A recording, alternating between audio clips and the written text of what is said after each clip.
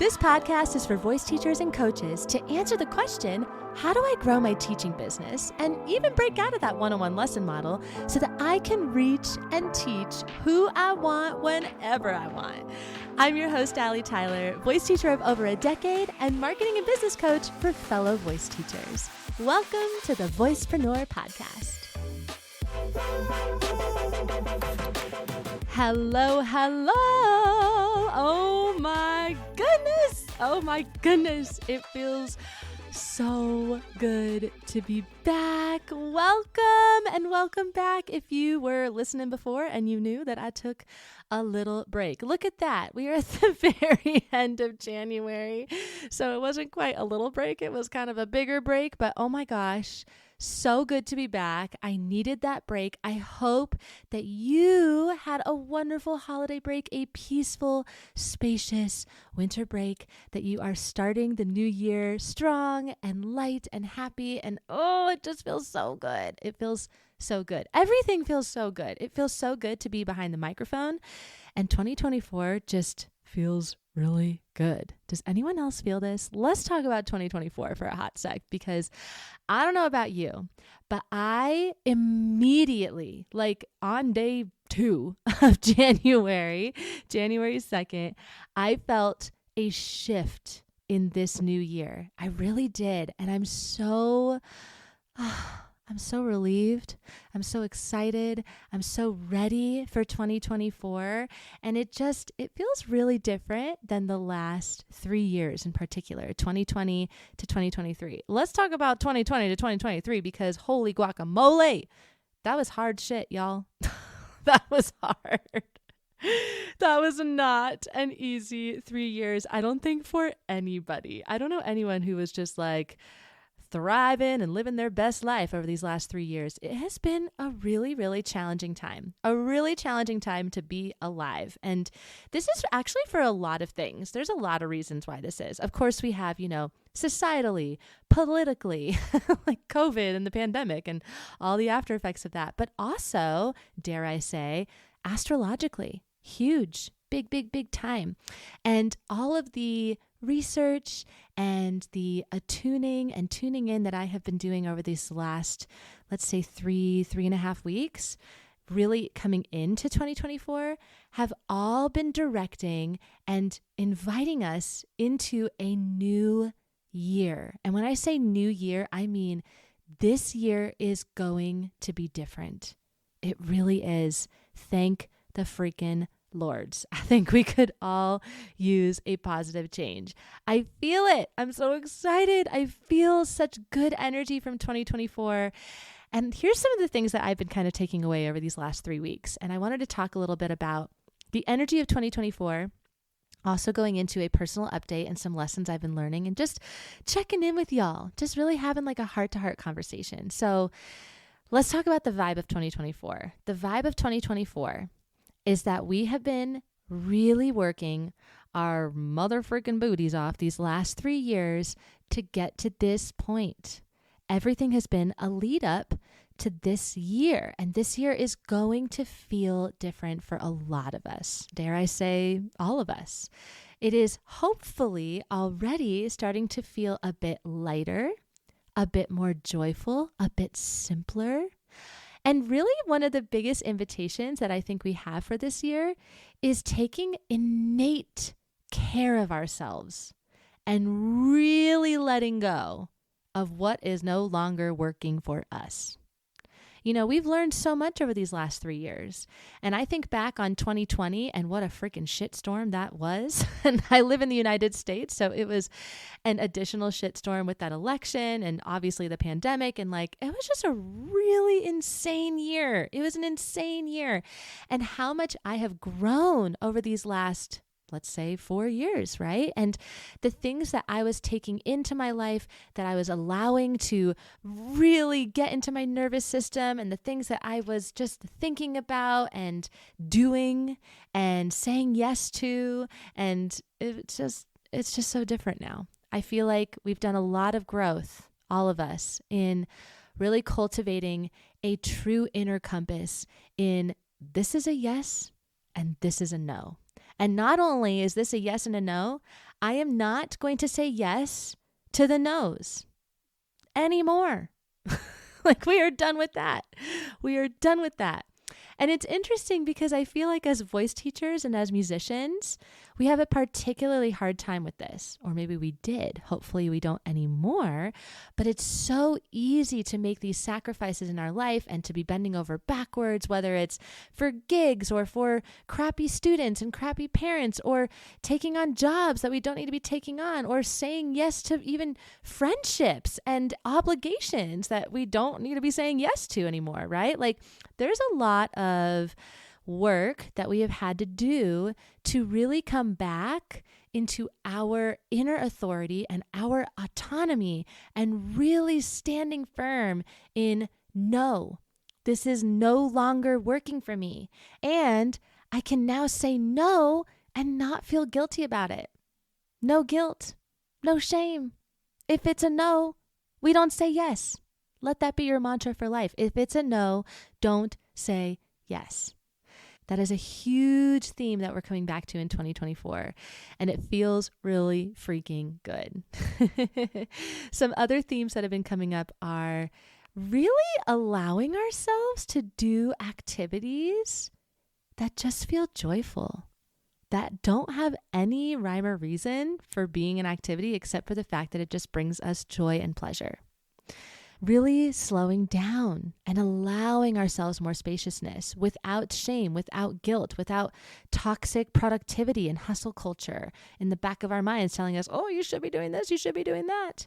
You know, all of these shoulds that we've been carrying with us for so many years and maybe even our whole life, really, I'm feeling like I can hear them so much louder in my own brain, in my own mind, and I can shut them up so much quicker, so much quicker. It's like that awareness is so much more heightened. I'm like, oh, there's another should. Where did that should come from? What the hell is that? Why should I and should I not do that?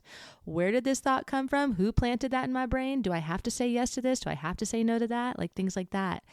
And really just allowing ourselves to have more freaking fun, to have more joy, to do things that don't make any sense just because it feels good. And that is perfect. That's what we are always meant to do. You know, I've been reading a lot about the planetary energies and the astrological energies of this year, and across the board, the message that's really coming through, which I think is so fascinating, and hear me out, even if you don't believe in astrology, I just think this is really interesting to think about, is that 2020 to 2023, and you know, obviously the previous years we can have a whole conversation about, but I'm really thinking about the last 3 years.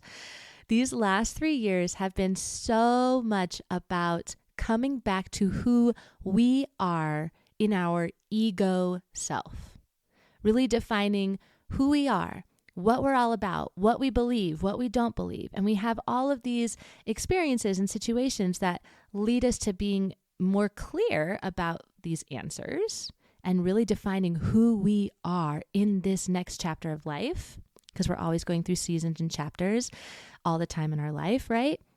And now that we've moved and shifted into 2024, this next chapter, these next few years are really about how to take the ego out and how to really come back to our spirit self, how to really connect with our soul and not just our ego and what our humanness is doing on planet Earth. I think that's so beautiful and so interesting, and I'm feeling that already. In fact, I even had a dream a few weeks ago that I thought was just so funny. That was like, here's what you need to do this winter, Allie. You need to paint and you need to learn how to crochet. And I woke up being like, well, that's weird. I've never crocheted in my life. I've never sewn. I'm not like a sewing person at all. And I think the last time I painted was like 10 years ago, like in one of those fun, wine and painting classes. But how interesting, right? That these are activities that have no rhyme or reason for existing except for the pure fact of just being pleasurable and slowing the heck down and just living life and enjoying life a little bit more, So all of this to say, the energy of 2024 and something that I think we can all be thinking about as the invitation of this new year is truly adding more pleasure into our lives for the sake of pleasure, for the sake of slowing down, for the sake of living, and not falling backwards into all of the shoulds and obligations and saying yeses to the shit that literally does not serve us anymore. Like, enough is enough. We're not doing that anymore. And you can probably feel this in your life. There's going to be moments where there's these intuitive hits of like, oh, should I do that? And then immediately you'll be like, nope. And if you hear that nope in your head, follow it. Follow it. Say no. Now you've done the work. We've been doing the work for the last 3 years. We have sharpened that skill. And this year we get to take a little breather. It's a nice breath of fresh air. It's going to feel lighter. It's going to feel simpler. It's going to feel more joyful. And I know that we could all use a little more joy in our lives. So that's how I wanted to start this episode. Hello and welcome. That's such a funny way to start an episode, but I just felt so compelled to share all of that because I think it's so fun to really sink into that invitation for this year. So I wanted to share a little bit about what I'm working on behind the scenes as a voice teacher because, oh my gosh, I'm so excited. I'm so excited. Like literally as we speak, it's a Thursday. I'm probably going to, on Friday, tomorrow. No, not probably. I am. I am going to do this. I am creating accountability right here, right now, that I am going to be reaching out to the over 20 people that have reached out to me that are on my wait list right now for voice lessons. Y'all, my mind is blown. I have not taught lessons in a hot minute. 2023 was really focused on building the Voicepreneur, and I just wanted to focus on that. And that is feeling really rock solid now. So I decided, no, maybe I'll start teaching voice lessons again. And just even having that thought, it was like, boom, text message, email, this, that, like all of these people were like, oh my God, I hear that you're teaching voice lessons. I hear that you're a voice teacher. I really want singing lessons. Like, whoa, I didn't even market myself yet. Have literally not done any marketing at all. I barely posted about this. If anything, I have not posted about this. And it's just mind-boggling to me that there's already over 20 people on my wait list. So I'm really feeling like that's a sign from the universe that like, this needs to happen, Allie. It is go time. So I've been feeling like this for, a few weeks, probably like around the beginning of December. Oh, I guess, wow, that's been more than a few weeks. It's been like a couple months. I've been really feeling this itch, this pull to like start teaching voice lessons again. But I was also noticing that I was having some resistance around actually getting it started. So during this break, which was so freaking necessary, what a beautiful break. I finally did get a little time for myself to really process things. I took the time to reflect on why I was feeling so much resistance around starting up voice lessons again. And I wanted to share this with you because I think it's a really beautiful lesson that we can all learn here. So what I did was I went onto my old website, thewholevoice.com. And I went onto my old YouTube channel and I was looking through some of my old Instagram posts. And when I say old, like, y'all, I started The Whole Voice in 2018. Okay, so it's been 6 years. And it was so interesting how differently I felt about the branding around The Whole Voice. I was looking at my website and looking at my YouTube channel and just the colors and the vibe and the whole messaging that I had going on.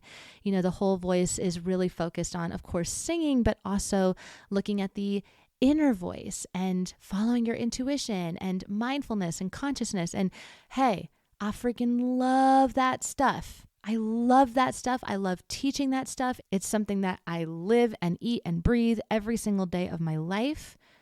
But it felt like an outdated version of me. I have grown so much over these last 6 years. Heck, I became a mother. It's freaking huge, right? Among many other things. And I looked at my branding and I thought, that's just not me anymore. That's not who Allie is in this moment. Who am I in this moment? And I wanted to share that because it's so important as business owners that we first and foremost, have a loving and strong relationship with our brand. Huge. Our brand should really reflect who we are, and we should be really freaking proud of our brand, right? And the other thing is that we change. We evolve. We can't expect our business and our brand and our offers even to always be the same from here on out. Things are always going to change. Your branding is going to change. It's supposed to change because you change. And typically we are our own personal brands, right? So if you have been feeling a little bit of resistance around teaching, you feel burnout, you look at your brand and you think, this just doesn't feel like me. Chances are you just need a little rebrand. You need a little brand refresh to really allow that brand to align with who you are today. And that was an enormous lesson for me over the break. I looked at my brand and was like, oh my gosh, no wonder I'm resisting going back to voice lessons. This is not who I am anymore. This is not my brand.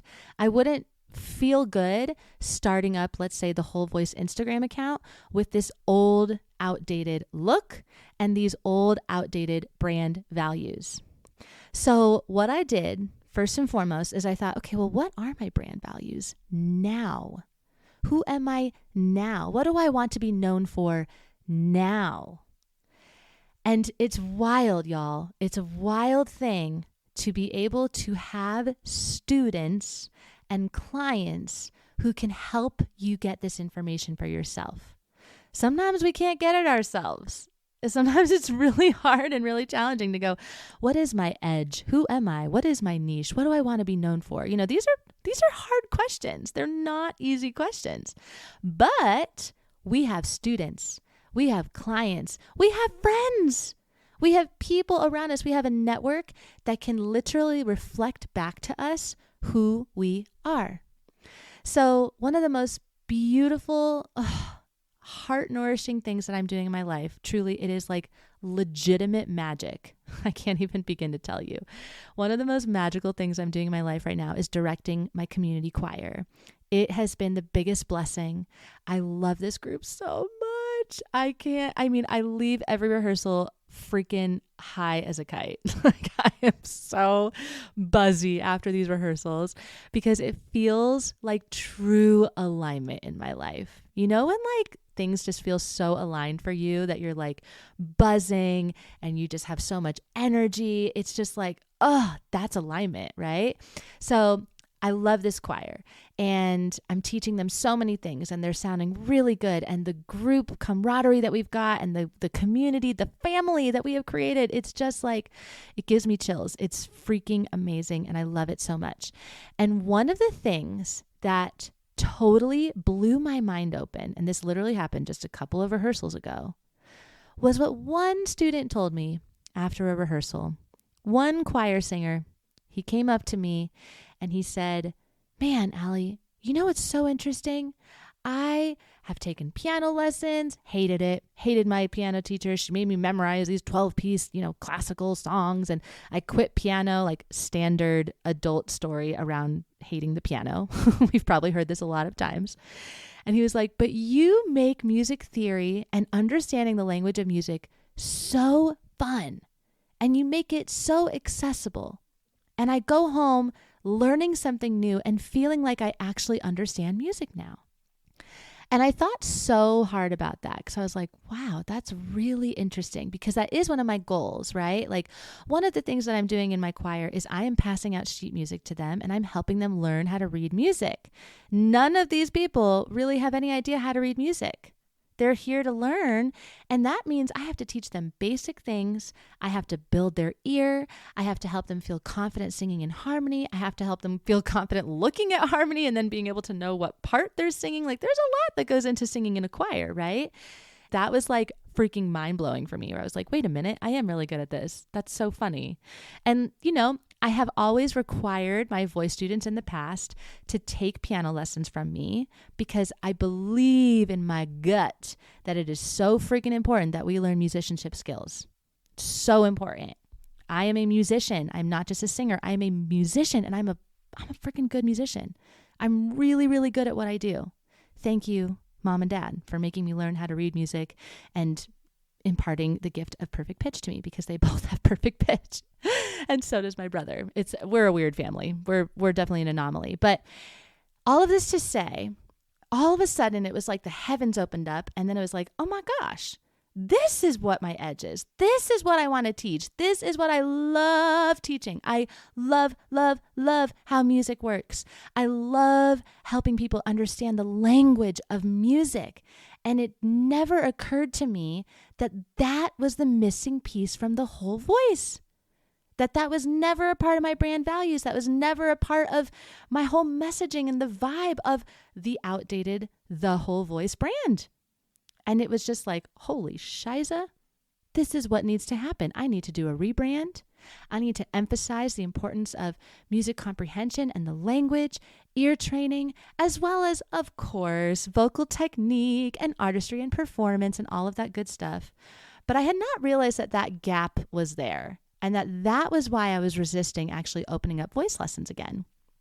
And let me tell you, the moment that idea came to my mind, it was like, let's fucking go. Let's go. I hired a photographer that day. I hired the photographer. I scheduled it. I already had that session. She already gave me some photos back. I've been figuring out the new color scheme and the new mood and, the fonts and the messaging. And oh my gosh, y'all, I'm so excited. I'm so excited. It's going to look so good. And it feels so me right now. This feels like the Whole Voice. And it's so exciting. So I'm sharing all of this with you because I'm just obviously really excited to get back into voice lessons again. Truly so excited. And also as a reminder for you, your relationship with your brand is everything. Don't be afraid to change it. Hire a photographer if you need to, change your colors if you need to, come back to your brand pillars and your values and your messaging, whatever you need to do for it to feel like the current you. There is no shame ever in changing your brand. Ever.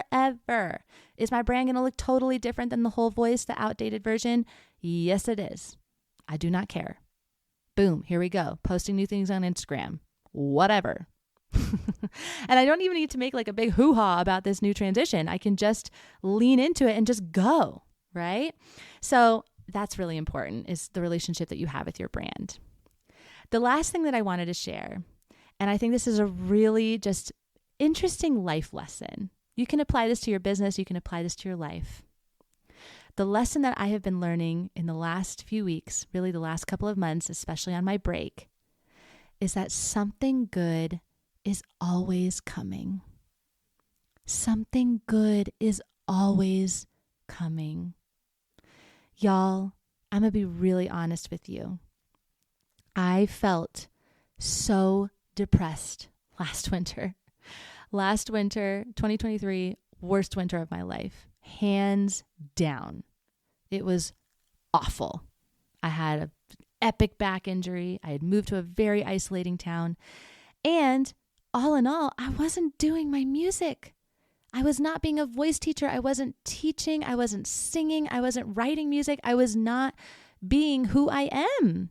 And I am a musician above all. Yes, I'm your business coach, but I am a freaking musician above all. And to feel so out of alignment and to be not doing the thing that I came here to do, it was awful. And what happened was I created all of these limiting beliefs around why it was so awful. And I think we all kind of tend to do this when we're going through a really, really difficult time of life. It's like, let's just put the blame outside of ourselves. Let's just blame something else, right? So I was actually blaming my town. I was blaming the town that I live in. And granted, I live in a very, very interesting town because there's less than 2,000 people in my town. I think we have 1,900 people in my town. It's very small, very small. It's 20 minutes from everything. It's extremely isolating. It definitely has a lot of things, that are unique and peculiar. But I decided, oh, well, I'm just going to blame my town. It's isolating. It makes me feel trapped. I don't know anybody, but it's a small town. So you got these like small town vibes. So everybody knows each other and like is in each other's business and blah, blah, blah.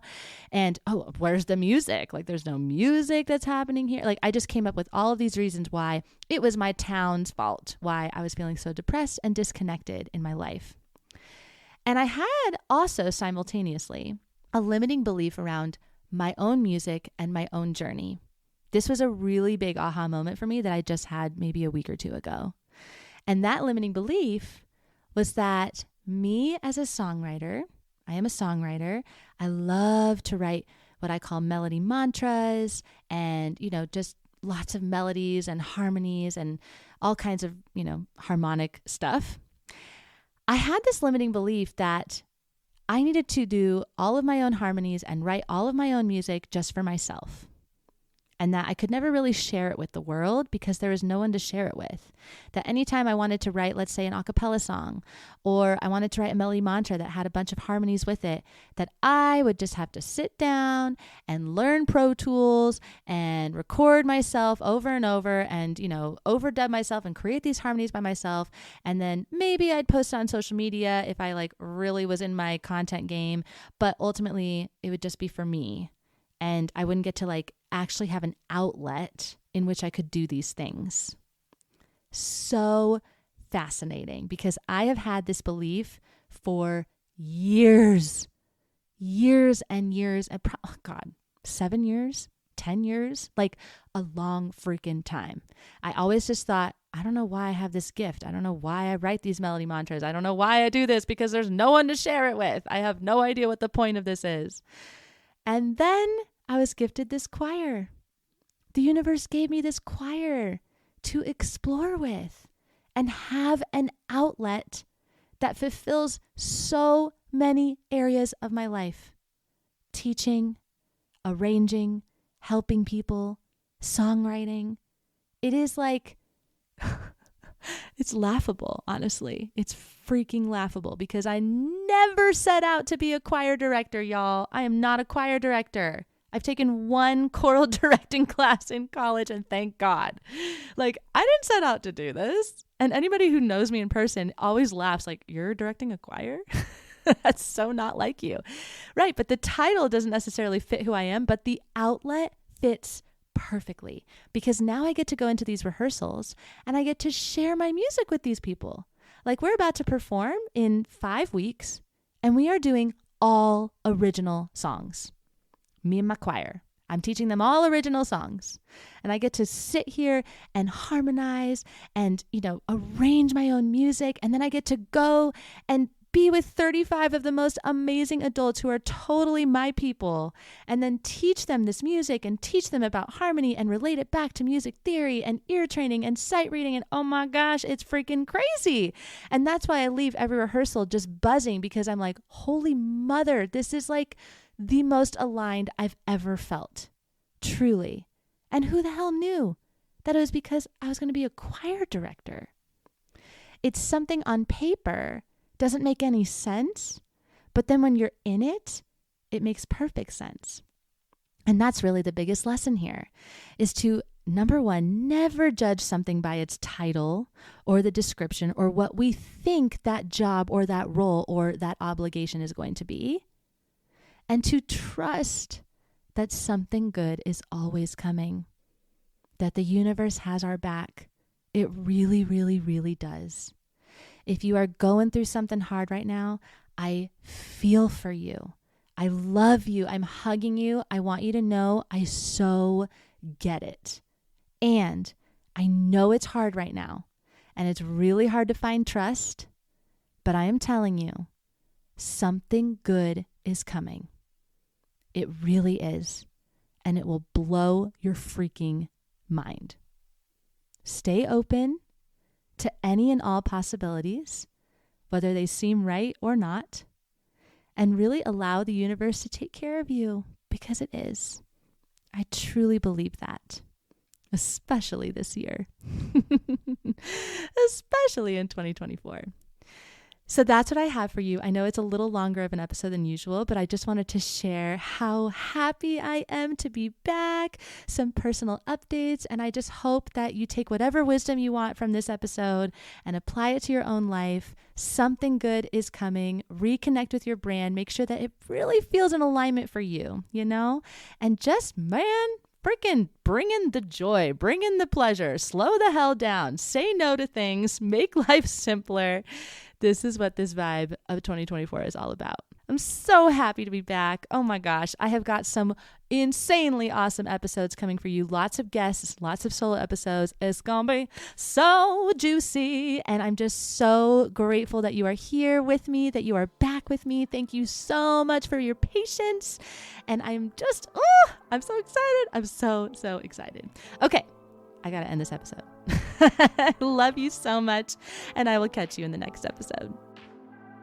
Oh my goodness, that was so juicy, and I'm so glad you're still here listening. You are amazing, and I can't wait to see what you take away from this episode and what you bring into your teaching business. Oof, it is going to be so good. If you want to come and see for yourself what it means to grow and scale your teaching business, come and check out the resources inside of the show notes or visit us over at thevoicepreneur.com. If you enjoyed this episode, take a screenshot, share it on your Instagram stories, and tag me at The Voicepreneur. Or if that's not your vibe, that's totally fine. Share it with your 2 best voice teacher friends so that we can continue spreading the good word that you can create a sustainable, spacious, and fun as fudge cake teaching business that makes an enormous impact on your students' lives and your life and your bank account. It's awesome. Thank you so much for being here. I love you so much, and I can't wait to see how your business changes your life. I'll catch you in the next episode.